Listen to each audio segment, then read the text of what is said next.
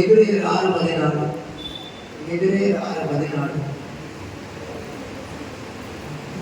Bible திறக்காமலே கரெக்டாக செய்தி கொடுத்து நிச்சயமாகவே நான் உன்னை ஆசீர்வதிக்கவே ஆசீர்வதித்து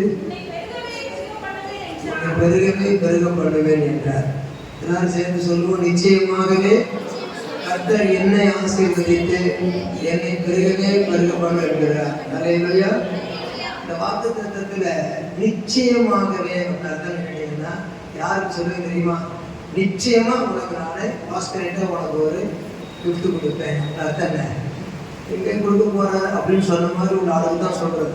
அதனால இன்றைக்கு நிச்சயம் இல்லாத காரியங்களுக்கு ஆண்டவர் நிச்சயப்படுத்த போகிறார். கல்யாணத்துக்கு முன்னே நிச்சயதார்த்தம் அப்படின்னு சொல்றோம். அதே மாதிரி மணவாளனாகிய இயேசுவுக்கு மணவாட்டி ஒரு நிச்சயதார்த்தம், அதான் சபையில் நிச்சயம் பண்ணப்பட்டிருக்கிறோம். இன்னும் அநேக காரியங்கள் வாழ்க்கையை நிச்சயப்படுத்துவதற்கு ஆண்டவர் இந்த வாக்குத்தத்தத்தை கொடுக்கிறார். ஆகவே இந்த நாளிலே அந்த நிச்சயமாகவே நான் உன்னை ஆசீர்வதிக்கவே ஆசீர்வதித்து உன்னை பெருகவே பெருக பண்ணுவேன் என்கிறார். அல்லேலூயா. நிச்சயமாகவே நான் உன்னை ஆசீர்வதிக்கவே ஆசீர்வதித்து பெருக பண்ணுவேன் யாருக்கு சொன்னார்? ஆபிரகாமுக்கு சொன்னார். ஆபிரகாமுக்குன்னு சொன்னா ஆபிரகாமுக்கு ஒரே ஆளுக்கு தான் சொன்னார். ஆகவே ஆதியாகமம் 12ஆம் அதிகாரத்திலே நான் உன்னை ஆசீர்வதிப்பேன், உனக்குள்ள பூமியின் வம்சமெல்லாம் ஆசீர்வதிக்கப்படும் சொன்னார். நிறைய சொல்லுவோமா? அப்ப ஆபிரகாமுக்கு உள்ள ஆசீர்வதிக்கப்பட்டா ஆபிரகாமுடைய ஆசீர்வாதம் கிழவனும் கிழவியுமாய் இருந்த சாதாரணக்கும் ஆபிரகாமுக்கு 100 வயது சரீரம், செத்த சரீரம், 90 வயது சரீரம், செத்த கர்ப்பம் அவர்களுக்கு கர்த்தர் கொடுத்த வாக்கு தத்தம் ஆசீர்வதிக்கிற நிச்சயமில்லாத காரியத்திலே அவர் சொல்லி ஆசீர்வதித்தார். அப்ப நிச்சயமாகவே என்று சொன்னதினாலே ஆசீர்வதிக்கவே ஆசீர்வதிப்பேன் சொன்னதுனால அவங்க நிச்சயமில்லாத சூழ்நிலையிலே, ஆசீர்வதிக்கப்படாத சூழ்நிலையிலே, ஒரு பிள்ளை கூட இல்லாத சூழ்நிலையிலே, ஒரு அடி இடம் கூட இல்லாத சூழ்நிலையிலே வெறுமையாயிருந்த காலத்திலிருந்து அந்த வாக்கு தத்தத்தின்படி நம்மையும் அவர் ஆசீர்வதித்திருக்கிறார். அந்த ஆசீர்வாதத்தை பெற்றுக்கொள்ளும்படியாக அது என்ன ஆசீர்வாதம் என்று பார்க்கும் பொழுது பிசிக்கல் ஸ்பிரிச்சுவல் மெட்டீரியல், செத்த சரீரத்தில் புத்திரபாக்கியம். அடுத்தது பொன்னும் வெள்ளியுடைய சீமான் சோதனையை கண்ட தெரியாது மெட்டீரியல் பிளஸிங், பொருளாதார ஆசீர்வாதம். அடுத்தபடியாக அவனுக்கு செத்த வரித்து பரதீசு போன பிறகும் அந்த நீர்வாதாரத்தில் இருந்து கொண்டு ஐஸ்வர்யமானுக்கு முன்பாக லாசர்வை தேற்றிக் கொண்டு நீ அனுபவித்தாய். இன்றைக்கு இந்த நிலையிலே பூமியில் அனுபவித்து இந்த பாதாளத்தில் கஷ்டப்படுகிறார்.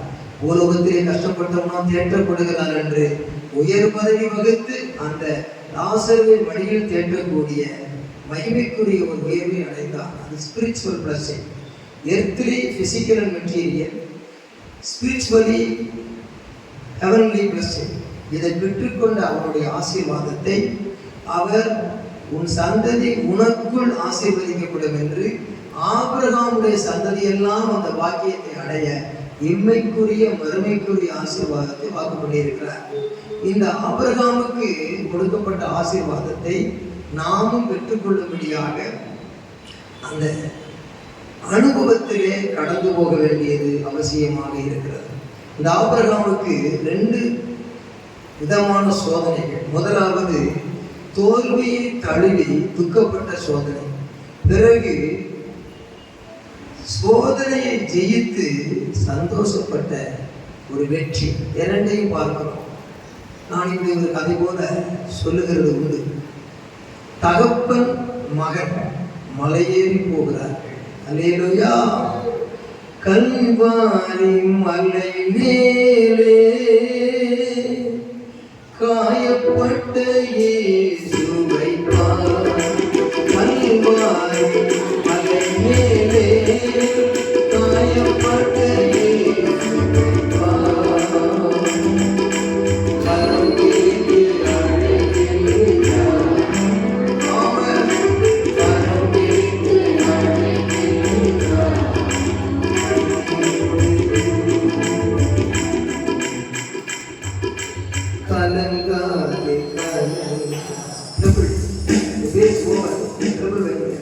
கலங்காதே கலங்காதே, கர்த்தர் உன்னை கைவிட மாட்டார்.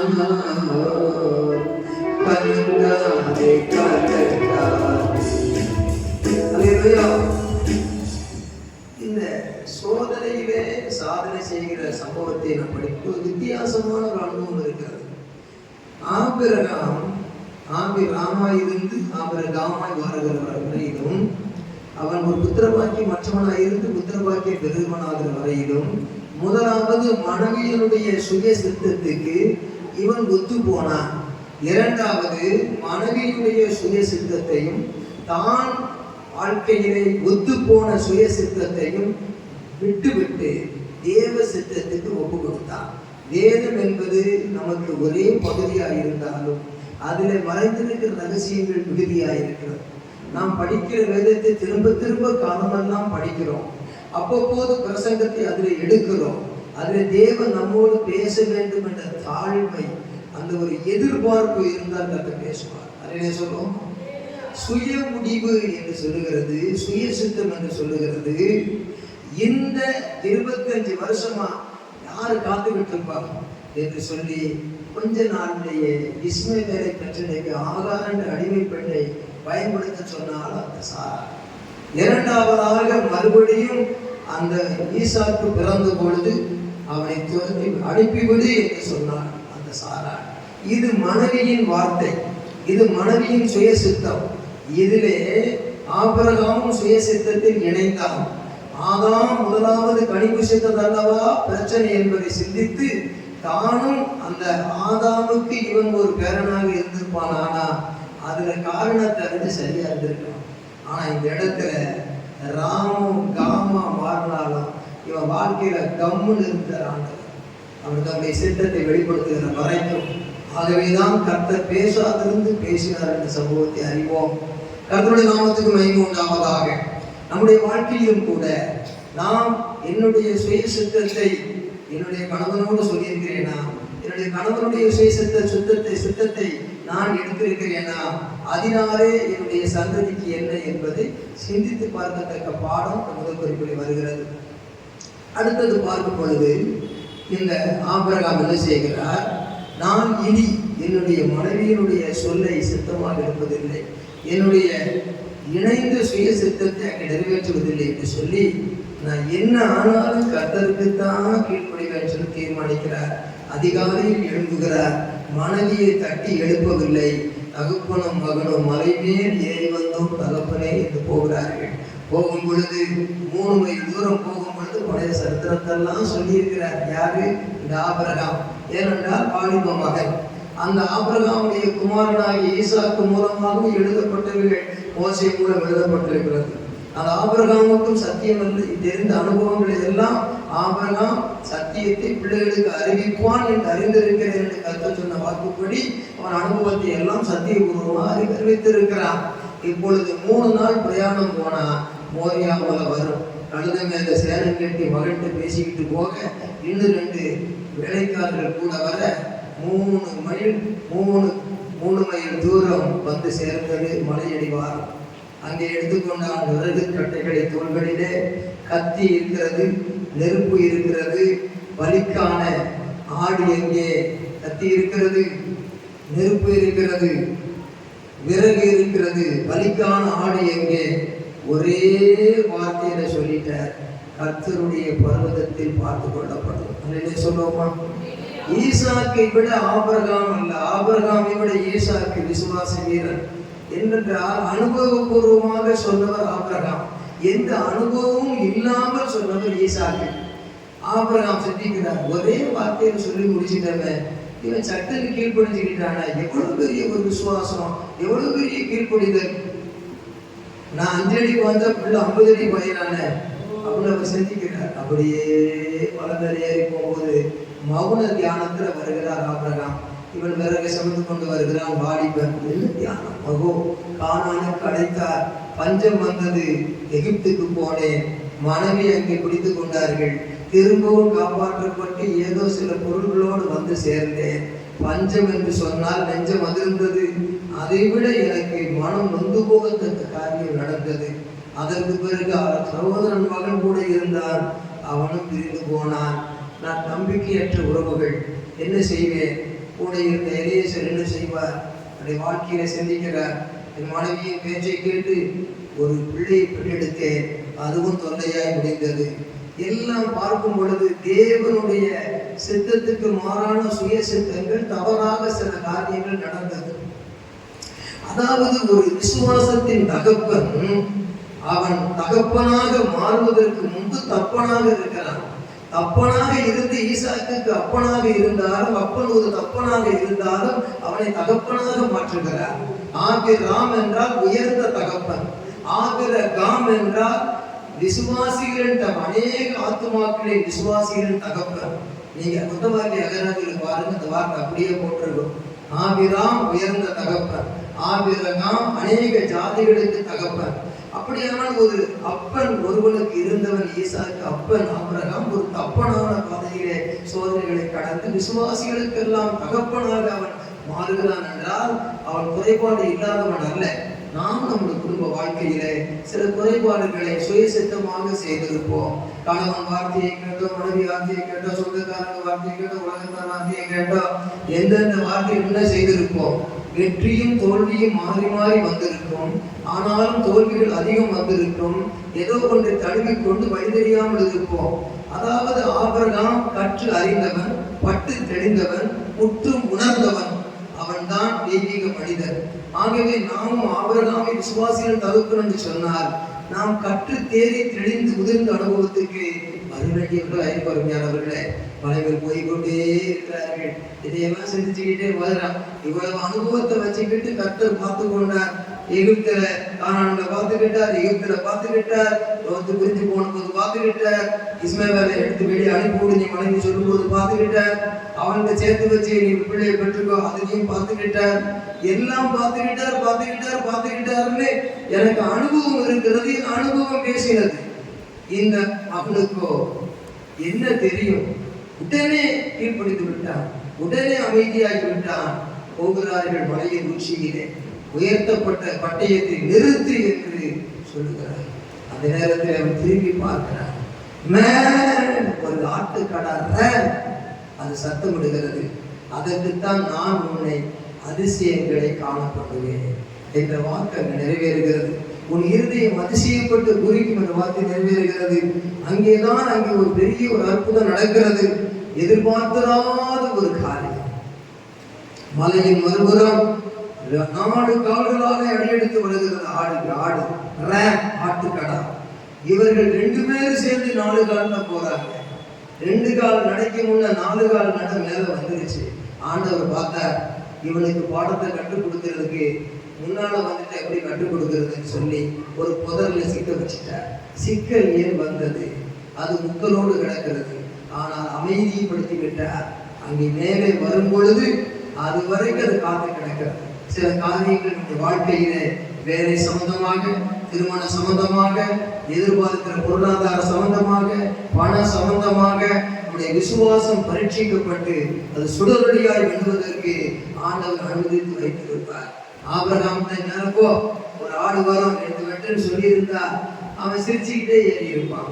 இப்ப சிந்திச்சுக்கிட்டே ஏறி இருக்கிறான். நாமும் கூட இன்றைக்கு வாழ்க்கை பயணத்திலே மறுபுறம் என்னவென்று தெரியாமல், எதிர்காலம் என்னவென்று தெரியாமல், நாளை என்னவென்று தெரியாமல், முடிவு என்னவென்று தெரியாமல் போய் கொண்டிருக்கிறோம். ஆகவே தான் நிச்சயமாகவே முடிவு உண்டு, உன் நம்பிக்கை பின்புவாதுன்னு சொல்லுகிறார்.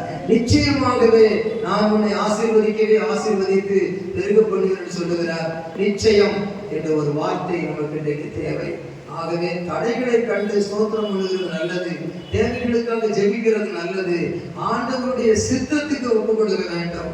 சிலருக்கு என்னதான் இருந்தாலும் சரி, எவ்வளவு பிரசங்கம் கேட்டாலும் சரி, மறுபடியும் என் ஹஸ்பண்ட் இப்படி சொல்றாங்க, என் ஒய்ஃப் இப்படி சொல்றாங்க, என் பிள்ளைங்க இப்படி சொல்றாங்க, ரிலேஷன்ஸ் இப்படி சொல்றாங்க, முக்கியமான ஒருத்தர் இப்படி சொல்றாங்க. இப்படி சொல்ற வரைக்கும் நீ வெல்லுகிறவன் அல்ல, நீ வெல்லுகிறவன் அல்ல, நீ அதை வெல்லுகிறவனாக இருக்க. நீ இப்பொழுது அதிலே நிற்கிறவனாக காணப்பட வேண்டுமானால், ஆகிலும் என்னுடைய சித்தத்தின்படி அல்ல உம்முடைய சித்தத்தின்படி ஆக கடவுள் என்று தேவகுமாரன் ஒப்பு கொடுத்ததற்கு அடையாளமாக ஏற்கனவே ஆபிரகாம் ஒப்பு கொடுத்தார். பிதாவாகிய தேவனுக்கு ஒப்பாக ஆபிரகாம், குமாரனாகிய இயேசுவுக்கு ஒப்பாக ஈசாக்கு அங்கே ஒப்பு கொடுக்கப்படுகிற இடத்திலே ஒரு பலியாடு வருகிறது. கர்த்தருடைய நாமத்துக்கு மகிமை உண்டாவதாக. இந்த வேளையில் 1 கொரிந்தியர் 10ஆம் அதிகாரம் 13ஆம் வசனத்தை டக்குன்னு எடுத்து படிக்க போங்க. சட்டுன்னு எடுத்து பட்டுன்னு படிச்சு வெரி குட்டுன்னு போனோம். 1 கொரிந்தியர் 13:10.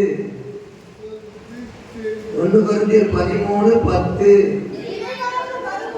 இல்ல சார், 1 கொரிந்தியர் 10:13. 1 கொரிந்தியர் 10:13. மனுஷனுக்கு நேரிடுகிற சோதனை அல்லாமல் வேற சோதனை உங்களுக்கு நேரிடவில்லை. தேவன் உண்மையுள்ளவராக இருக்கிறாரே, திராணிக்கு மேலாக நீங்கள் சோதிக்கப்படாமல் இதன் அடப்படாமல் சோதனையை தாங்கத்தக்கதாக சோதனையோடு கூட தப்பிக்கொள்ளும்படியான போக்கையும் உண்டாக்குவார். உண்டு அதை ஆக்குவார். உண்டு ஆட்டுக்கடா அதை ஆக்குவார். ஆக்குவார் என்றால் God is our maker. Jehovah ஓசேனும் God is our maker. உருவாக்குகிற கர்த்தர். ஆட்டை உருவாக்கினார், சிக்கலை உருவாக்கினார், சிக்கலை உண்டாக்கினார், அதை ஏற்ற வேளையிலே பலியாக்கினார். அது ஏறி வருகிறது, மலையின் அந்த புறம் ஏறி வருகிறது. ஆபிரகாம் ஈசாக்கு தெரியவில்லை. ஆபிரகாம் ஈசாக்கு ஏறி வருகிறது. அந்த ஆடுகள் அந்த ஆட்டுக்கடாவுக்கு தெரியவில்லை. மறைந்திருந்தே பார்க்கும் மர்மம் என்னன்னு உலகத்துல பாடுனதெல்லாம் பாடலாகுமா? இதுவல்லவா பாடலும் தேடலுமாகும். அப்படியே கல்வாரி மலைக்கு போறதுக்கு முன்ன இந்த மோரியா மலையை பார்க்கும்போது திடீர்னு ஒரு சம்பவம் நடக்கிறது. நிறுத்து. ஆதியாகமத்தின் புஸ்தகம் 22ஆம் அதிகாரத்திலே 2 விசை தூதன் கூப்பிடுகளை வாசித்து நாம் கடந்து போகலாம். சோதரம் ஆதியாகமத்தின் புஸ்தகம் 22ஆம் அதிகாரம். கர்த்தருக்கு சோதரம். ஆதியாகமம் 22 11 படியுங்க. 10 படியுங்க. நான் படிக்கிறேன். பின்பு ஆபிரகாம் தன் குமாரனை வெட்டும்படிக்கு தன் கையை நீட்டி கத்தி எடுத்தான். அப்பொழுது கர்த்தருடைய தூதனானவர் வானத்திலிருந்து ஆபிரகாமே ஆபிரகாமே என்று கூப்பிட்டார். ராம காம மாறினான். நோவாவுடைய வாம்பேரு காம, அந்த சந்தத்தில் உள்ள காம சேர்த்து ராம் அகற்றி ஆபிரகாம மாத்தினாரு. ராம் அல்ல, ஆபிரகாம். இப்பொழுது கூப்பிட்டார். அவன் இதோ அடியேன் என்றான். அப்பொழுது அவர், பிள்ளையான் நாங்களும் கையில் போடாதே, அவனுக்கு ஒன்றும் செய்யாது. நீ அவனை உன் புத்திரன் என்றும் உன் ஏகசுதன் என்றும் பாராமல் எனக்காக ஒப்பு கொடுத்தபடியினால இன்விசிபிள் இன் யுவர் ஹார்ட். மனசுல வச்சுடுங்க, இன்விசிபிள் இன் யுவர் ஹார்ட். அந்த ரங்கத்தில் அர்த்தம் உனக்கு மட்டும் தெரியும், ஆபிரகாமுக்கு மட்டும் தெரியும். கர்த்தருக்கு ஸ்தோத்திரம். நோட்ல எழுதுற, ஹார்ட்ல இருக்குது. ஒப்பு கொடுத்தபடியில personal specific experience of Abraham in his heart. கர்த்தருக்கு ஸ்தோத்திரம். தனிப்பட்ட விதத்திலே பிரத்யேகமாக ஆபிரகாம் இருதயத்துக்குள் நடந்திருக்கிற சம்பவம். ஒப்பு கொடுத்தபடியினால் நீ தேவனுக்கு பயப்படுகிறவர் என்று இப்பொழுது இது internal work of God in Abraham. இப்பொழுது உள்ளத்தில் கர்த்தர் செய்கிற உள்ளத்தை பார்க்கிறார். Internal work for Abraham through Holy Spirit. God fearing experience personally specifically in his heart. ஆனால் இங்கே பார்க்கும் பொழுது 13 மணிக்கு ஆபிரகாம் தன் கண்களை ஏறெடுத்து பார்க்கும்போது இதோ பின்னாக புதரிலே தன் கொம்புகள் சிக்கிக் கொண்டிருந்த ஒரு ஆட்டுக்கடாவை கண்டான். அப்பொழுது ஆபிரகாம் போய் கடாவை பிடித்து அதை தன் குமாரனுக்கு பதிலாக தகன பலியிட்டான். ஆபிரகாம் அந்த இடத்துக்கு யெகோவா ஈரே என்று பெயரிட்டான். அதனாலே கர்த்தருடைய பர்வதத்திலே பார்த்து கொள்ளப்படும் என்று இந்நாள் வரைக்கும் சொல்லப்பட்டிருக்கிறது. எதற்கு? உங்களுக்கு எனக்கு அது ஆதாரமாக பாடமாக. இப்பொழுது மெயினா பாயிண்ட் போகணும். 15 படிங்க. கர்த்தருடைய தூதனானவர் 2ஆம் வானத்திலிருந்து ஆபிரகாமை கூப்பிட்டு, நீ புத்திரன் என்றும் ஏகசுதன் என்றும் பாராமல் அவனை ஒப்பு கொடுத்தபடியினால் வருது. அடிஷனல் வேர்ட்ஸ் பாருங்க. ஒப்பு கொடுத்து இந்த காரியத்தை செய்தபடியால். No telling, doing. Not only saying, additional plus point, doing, saying and doing. Saying invisible word, you can't see the word, but here work you can see. செய்தபடியால் என்பது visible. ஒப்பு கொடுத்து சொன்னது invisible. Invisible comes visible. Invisible and visible, that is the main point in Abraham's life. நம்முடைய வாழ்க்கையிலும் கூட உள்ள ஆண்டவரை ஒப்பு கொடுக்கிறேன், ஆண்டவரை பொருத்தனை செய்கிறேன், ஆண்டவரை ஊழியத்துக்கு அர்ப்பணிக்கிறேன், ஆண்டவரை ஆத்மாவில் ஆதாயம் கொடுக்கிறேன், ஆண்டவரை பரிசுத்தமா வாழ்றேன், ஆண்டவரை விட்டுடுறேன். அது வாயிலே சொன்னது இன்விசிபிள், ஆனால் செய்கையிலே கொண்டு வந்தது விசிபிள். ஆகவே ஆபிரகாமுடைய வாழ்க்கையிலே கர்த்தர் இன்விசிபிளையும் பார்த்தாரு, விசிபிளையும் பார்த்தாரு. இந்த காரியத்தை இப்படி நீ செய்தபடியால் ஆகா, இங்கதான் எபிரேயர் 6:14 வந்து சேருது. நான் உன்னை ஆசீர்வதிக்கவே ஆசீர்வதித்து சந்ததி வானத்து நட்சத்திரங்களை போல மேல உயர்ந்திருக்கவும் கடற்கரை மணலை போல கீழே உயர்ந்திருக்கவும் பூமியிலேயும் ஆத்துமாக்கள் ஆதாயப்பட்டு பெருகி பரலோகத்திலும் பெருகுவார்கள். They are not minorities in this world. Christianity in front of this world minority, but in front of God we are not majority, because our living in the earth and also in heaven, earthly and heavenly, heavenly and earthly, two places our crowd is increase.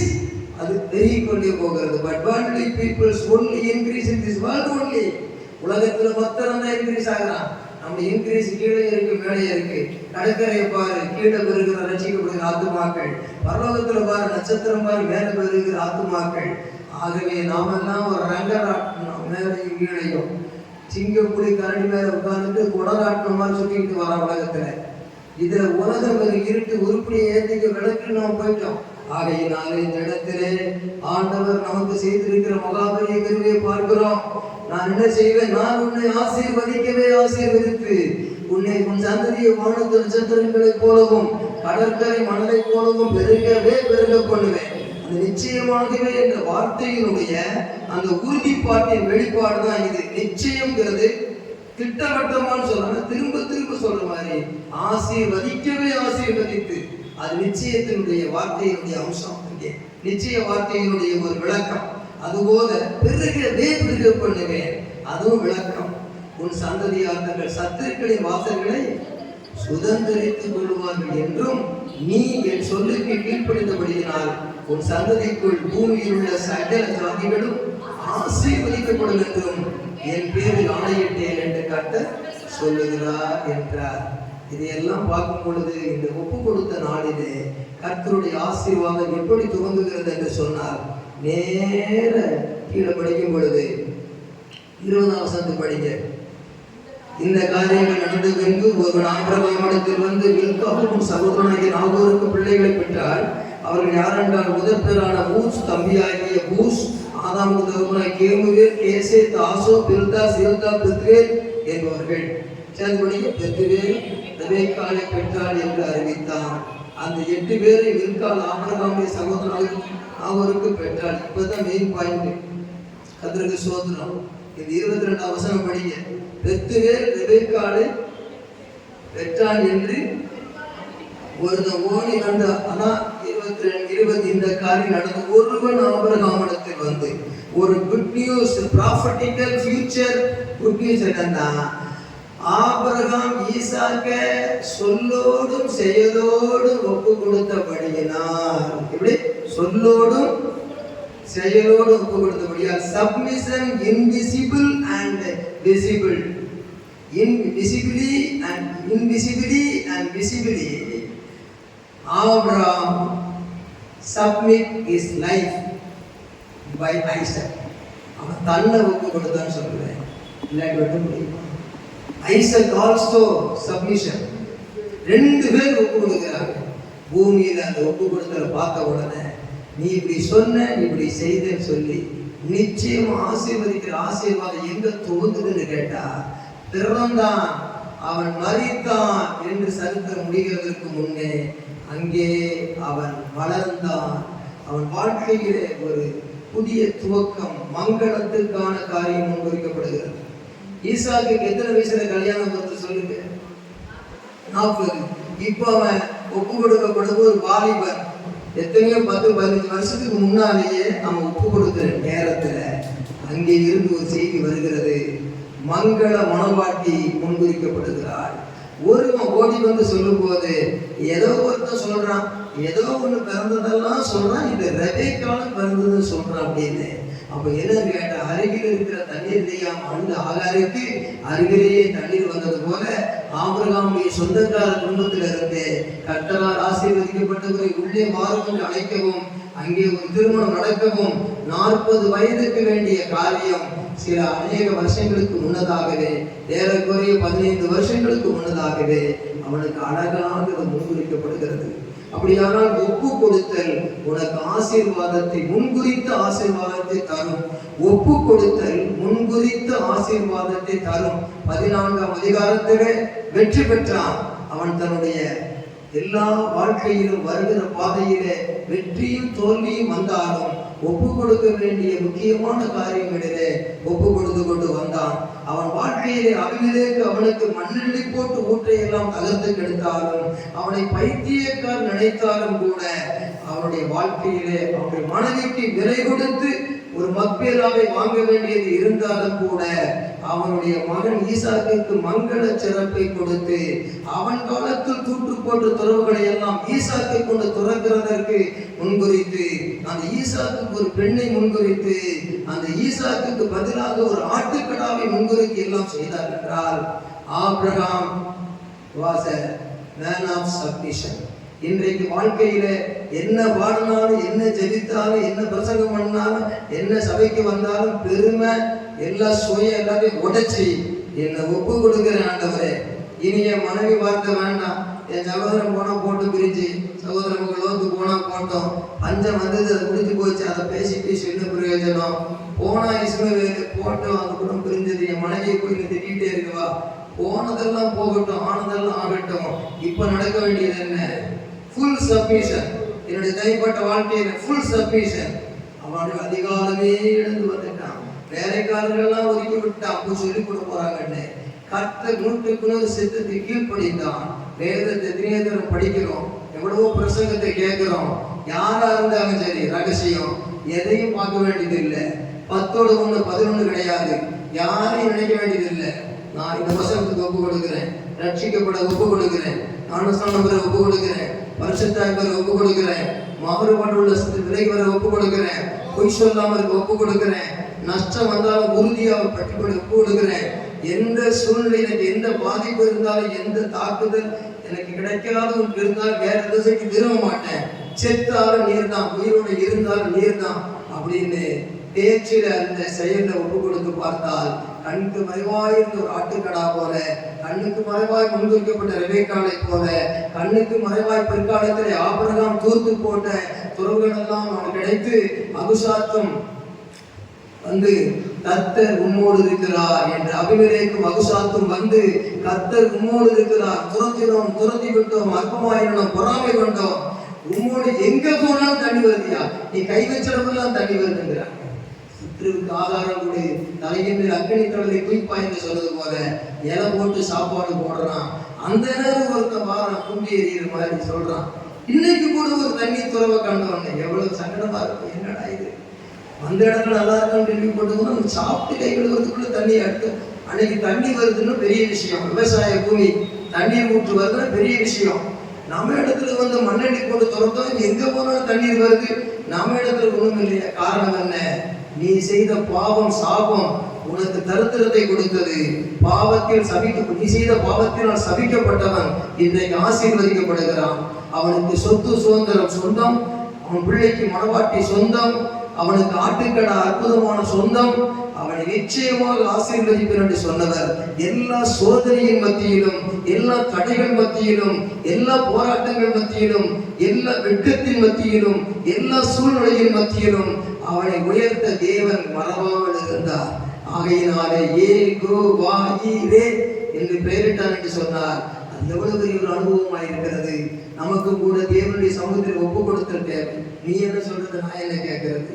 மெல்கிசேதேக்கு அவனுக்கு வேண்டியதெல்லாம் சொல்லிக் கொடுக்கிறான். அவன் எருசலேமின் ஆசாரியன். அவனை நம்பினான், வெற்றி பெற்றான், தசம பாகத்தை கொடுத்தான். வெற்றி பெற்ற பிறகு தசம பாகத்தை கொடுத்தது மாத்திரமல்ல, அவன் போகிற இடத்துல யுத்தம் நடந்தாலும் கூட எடுக்க வேண்டியது எடு. நான் பிச்சைக்காரன் கிடையாது, ஒரு செருப்பு வார கூட தூக்க மாட்டேன். எனக்கு வானத்தையும் பூமியை உண்டாக்கின கர்த்தரிடத்தில் ஆசீர்வாதம் வரும். என் பங்கு யுத்தம் பண்ண 318 பேருக்கு கொடு. நான் லோத்துக்காக தான் வந்தேன். உன்கிட்ட வார்த்தை பிடிச்சிட்டு போக வந்தேன்னா தேவையில்லை. வானத்தையும் பூமி கொடுத்த கர்த்தருடைய பேர்ல நான் ஆணையிட்டு சொல்லுகிறேன். சொல்லிட்டான். எவ்வளவு விசுவாசம் பார்த்தீங்கன்னா, இன்னைக்கு நீ குடிச்சட்டை குதிரை ஓட்டிக்கிட்டு இருக்கிறேன். நீ லட்சம் சம்பாதிச்சாலும் சரி வரைக்கும் முன்குறிக்கப்பட்ட ஆசீர்வாதம் கிடைக்காது. நீ தலைகிட நின்றாலும் சரி செய்யறதெல்லாம் சுயசித்தமாய் மாறும். நான் எனக்கு அனுபவத்தில் கண்டவன், கற்று அறிந்தவன், பட்டு தெளிந்தவன், முற்று உணர்ந்தவன் என்று சொல்லிக்கொண்டு போகிற பாதையில் இருக்கிறேன்.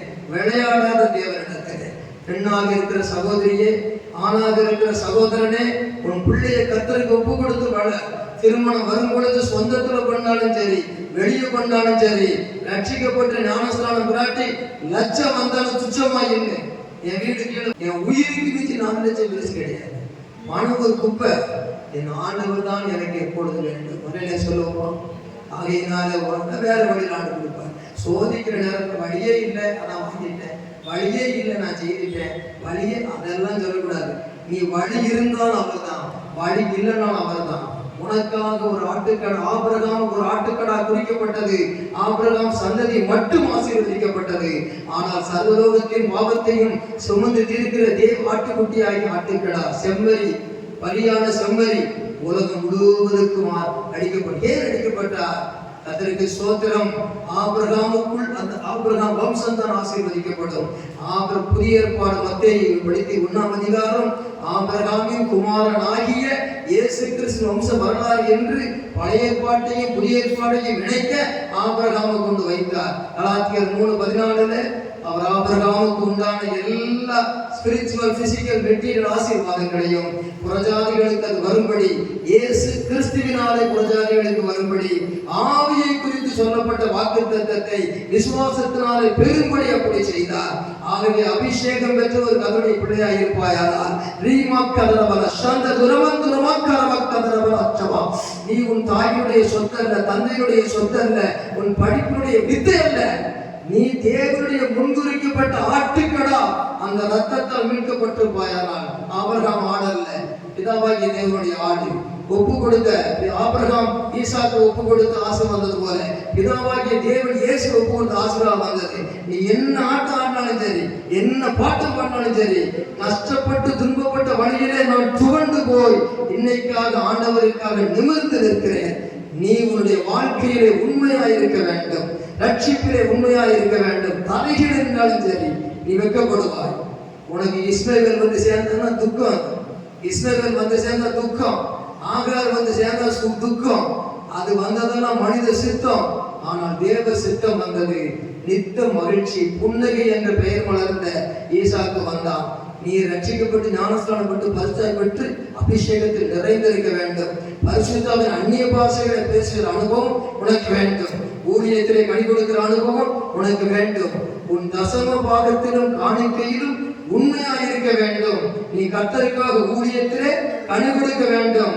வேற எல்லா பெருமையும் அடிச்சு நொறுக்கிடுவார். இன்னைக்கு எவ்வளவு தாழ்மையாய் படித்த பிள்ளைகள் சபையில் ஏன் பாட்டு பாடுகிறீர்கள், ஏன் வாத்தியம் வாசிக்கிறீர்கள்? உங்களுக்கு படிப்பு இல்லையா, வேலை இல்லையா? அந்த கிருபை உங்களுக்கு இருக்கிறது, அந்த மகிமை உங்களுக்கு இருக்கிறது. ஆகவே இன்றைக்கு ஒவ்வொரு கல்யாணமா நடந்துகிட்டு வருது, ஒவ்வொரு பிள்ளையா பிறந்துட்டு வருது. இது முக்கியம் இல்லை. பின்னாலே இப்படி இருக்கு, சொல்லிக் கொடுக்க ஆடு இல்லை. துள்ளி விழுந்து துவண்டு போன ஆடு போல இருக்கிறவன் அவன் மறுபடியும் புத்தி சொன்னார். அதை கேட்டு ஏடு எழுதிக்கிட்டு இருக்கிறது இல்லை. வாழ்க்கையில் அந்த பாடு வராதபடி தப்பிச்சுக்கோ. பட்டு தெளிந்த ஆபிரகாம் பட்டு தெளியாத வரைக்கும் ஈசாக்கு கற்றுக் கொடுத்தான். தகப்பன் தன் பிள்ளைகளுக்கு சத்தியத்தை அறிவிப்பார் என்று சொல்லப்பட்டிருக்கிறது. அருமையான சகோதரியை தேவனோடு விளையாடாதே, அருமையான சகோதரி தேவன் விளையாடாதே. முன்குறிக்கப்பட்ட இயேசுவின் ரட்சிப்பு பெற்றுக்கொண்டாயானால் முன்குறிக்கப்பட்ட அந்த ரெபெக்காளை பெற்றுக்கொள்ள வேண்டும். முன்குறிக்கப்பட்ட ரெபெக்காள் ஒப்பு கொடுத்த நாளிலே கிடைத்தாள். ஒப்பு கொடுத்த ரெபெக்காளை பெற்றுக்கொண்ட பிறகு தகப்பன் காலத்தில் தூற்று போடப்பட்ட நஷ்டங்கள், கஷ்டங்கள் மறுபடியும் ஈசாக்கின் கைக்கு வந்ததாக வேதம் சொல்லுகிறது. அபிஷாத்தும் அந்த அபிஷாத்துக்கு பேர் என்ன சொல்லுங்க, சொன்ன முதல்ல அபிமெலேக்கும் அபிஷாத்து வந்து நிச்சயமாகவே சொல்ல முடியும். உனக்கு தேவனோடு நீ ஏமாற்றாதே, தேவனோடு விளையாடாதே, கர்த்தருக்கு உறுதியாயிரு. நான் இந்த சபை கூட்டத்தை நம்பி இல்லை, எனக்கு அழைப்பு ஏராளத்தில் வருகிறது. அது பெருசு எனக்கு கொடுக்கப்பட்ட சத்தியத்தை சொல்லணும். நீ சத்தியத்தை கேட்டு புத்தியோட வாழணும். நீயாக தெரிந்து கொள்கிற வாழ்க்கையில் தோல்வியடை நேரிடும். ஆபிரகாமுடைய சுயசித்தம் வந்தது அந்த சாராளானே. ஆனால் தேவ சித்தத்துக்கு ஒப்பு கொடுத்த பிறகுதான் நிச்சயமான ஆசீர்வாதம் கிடைத்தது. ஆகவே கர்த்தர் சொல்லுகிறார், என் மகனே, என் மகளே, நிச்சயமாகவே நான் உன்னை ஆசீர்வதிப்பேன், உன்னை பெருகவே பெருக பண்ணுவேன். மண்ணை தோண்டி எண்ணெய் எடுத்தான், அது இஸ்மவேலுடைய ஆசீர்வாதம். வானத்து நட்சத்திரங்களை போல போனா, அது ஈசாக்குடைய ஆசீர்வாதம். ஆனால் ஈசாக்கு வானத்து நட்சத்திரங்களை போலவும் அந்த பூமியின் கடற்கரை மணலத்தரையை போலவும் கூட கர்த்தர் இம்மையிலும் மறுமையிலும் பெருக பண்ணுகிறவர்.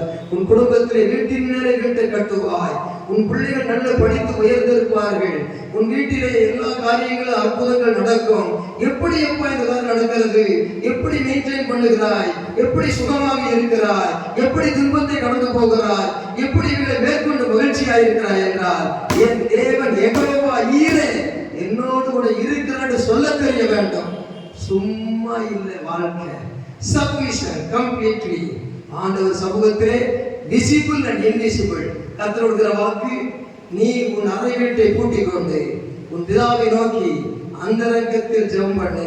அந்தரங்கத்தில் பார்க்கிற பிதா வெளியரங்கமாய் உனக்கு பலனளிப்பார். அப்பொழுது இருதயம் வசியப்பட்டு பூரிக்கும். ஆட்டுக்கடா போல மறைந்திருக்கும் ஆசீர்வாதத்தை காண்பாய். உனக்கு முன்குறிக்கப்பட்டவர்களை பெற்றுக் கொள்வாய். உன் குடும்பத்தில் நீ ஆசீர்வதிக்கப்படுவாய். ஒரே ஒரு காரியத்தை ஆண்டவர் சொல்லுகிறார். தேவகுமாரனை அவர் ஒப்பு கொடுக்கிறதற்கு முன்னே ஆபிரகாம் தன் குமாரனை ஏன் ஒப்பு கொடுக்க செய்தார்? இந்த ரகசியத்தை சொல்லி முடிக்கிறேன். ஏன் இந்த சோதனை வந்தது தெரியுமா? கர்த்தர் சமூகத்தில் சொல்லி தந்தார். பைபிள் ஸ்கூல் அல்ல, கர்த்தர் சொல்லி தந்தார். என் குமாரனை ஒப்பு கொடுத்த காரியத்தை சொன்னால் அவர் தேவகுமாரன் பரலோகத்துக்கு வந்தவர்னு சொல்லுவாங்க. அதனால ஆபிரகாமை நிழலாகவும் என் குமாரனை பொருளாகவும் வைத்தேன். என் தேவகுமாரனாகிய இயேசுவை நான் ஒப்பு கொடுத்தது போல, ஒரே பேரானுக்கு நான் ஒப்பு கொடுத்தது போல அந்த ஆபிரகாம் ஒப்பு கொடுக்க முடியும் என்பதை காண்பிக்கிறதுனாலே என் குமாரனை ஒப்பு கொடுத்த பின்வரும் சந்ததிகள் அதை காணும் பொழுது ஆபிரகாமை போல் ஒப்பு கொடுக்க முடியும் என்ற சத்தியத்துக்காகத்தான் அந்த சோதனை அனுமதிக்கப்பட்டது என்று ஆவியார் வெளிப்படுத்தினார். இந்த வேளையிலே உங்களுக்கு கொடுக்கிற வாக்கு நிறைவேற, சோதனைகளில் நான் தோல்வி அடைந்தேன், நான் அழுது கொண்டிருக்கிற நிலையை விட்டுவிட்டேன். சோதனையில் தோல்வி அடைந்தேன், அழுது கொண்டிருக்கிற நிலையை விட்டுவிட்டு நான் இப்பொழுதெல்லாம் வருகிற சோதனையில் நான் வெற்றி பெற்றேன். எனக்கு வெற்றி மேல் வெற்றி பெற்றுக் கொண்டிருக்கிற எனக்கு ஆசீர்வாதம் வரப்போகிறது என்று மார்தட்டி கொண்டு சொல்லலாம். கர்த்தர் நம்மை ஆசீர்வதிப்பாராக. யாவரும் எழுந்து நிற்போம். கல்வாரி மலை மேலே